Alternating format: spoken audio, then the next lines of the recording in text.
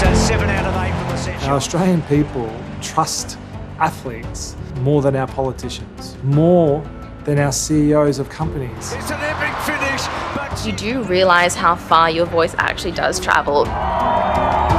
Australians love their sport, and for generations they've publicly celebrated their sporting heroes. We're now recognising how far that reach actually is and almost the responsibility that comes with the platform to really do good things. Some of the country's biggest sporting stars have joined forces, attempting to harness their influence to affect social change.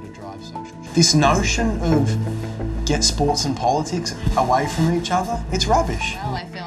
They are advisors to a new agency backed by global marketers Octagon that has commissioned research underlining athletes' potential sway. For sports that find or use their platform to take a stand on social issues, 45% of Australians saying it will make them more proud and loyal to their teams. Even winning grand finals doesn't give you that. Adam Goodes retired from the AFL in 2015 in the wake of racist abuse from fans, following his term as Australian of the Year. But he is returning to the political arena for the referendum on the Uluru Statement. That change will definitely come. Hopefully it's in the next 18 months where we do get a yes vote. The question of that yes vote, we don't know what that is yet, but we need to start creating that awareness in our workplaces, at our family barbecues, in our schools, in our communities, on TV. It really is going to be a numbers game. The Albanese government has already used American basketball legend Shaquille O'Neal to build awareness of the coming vote. For me, just because you haven't seen me sit in front of someone like we are today having a conversation with the camera watching, that I've stopped having conversations. So I've never stopped since I've retired 7 years ago, just choosing a different platform to have those conversations. Ahead of the Soccer World Cup in Qatar, former Socceroo Craig Foster has pledged to donate his broadcasting salary to families of migrant workers and the LGBTQI community who face criminal penalties in the Gulf state. Silence is not an option.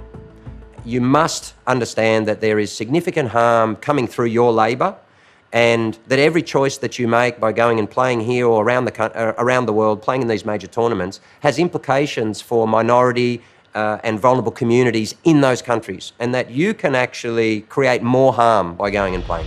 Through football, those of us... 16 Socceroos issued a video message last month calling on the host state to support migrant workers and decriminalise same-sex relationships. As players, we fully support the rights of the LGBTI plus people. But in Qatar, people are not free to love the person that they choose. Addressing these issues is not... It was quite astonishing, really. I think fair play to the lads for doing it. Instead of travelling to the tournament, Pride Football Australia President James Cardall has decided to remain in Australia. Personally, as a fan, I've never experienced any homophobia when watching the EPL or games in the A-League, in games that I've attended. It's pretty gut-wrenching to not being able to go to a World Cup because of who I am sexually. So that was like the hardest thing to take. Athletes, thankfully, in recent years have once again grasped their responsibility and their right.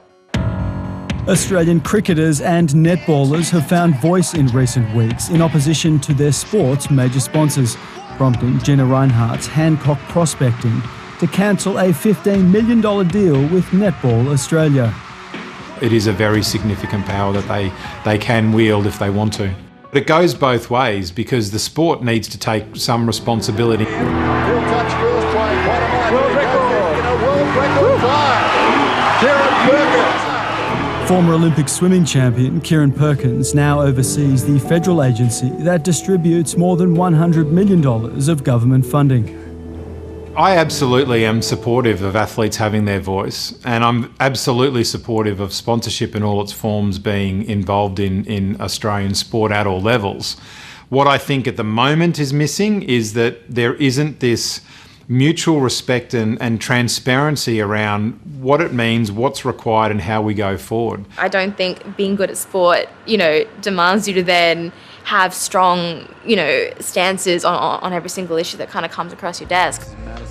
Paralympian Madison De Rosario has been in the public eye since the age of 14. They're off.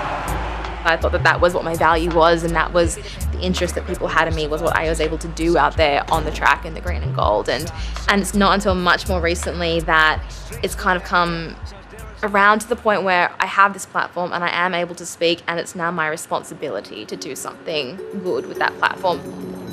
Rugby unions Israel Folau and League's Caitlin Moran have been punished for speaking up in opposition to the wishes of governing bodies. Some fans are also passionate about keeping politics out of their favourite sport. I've got to ask you about, speaking out, the potential for backlash, the haters. Is it something that's in your mind? So stressful.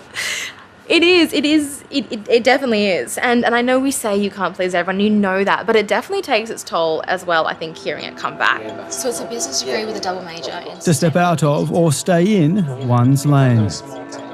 There's a huge opportunity for them to be advocates of change and for change.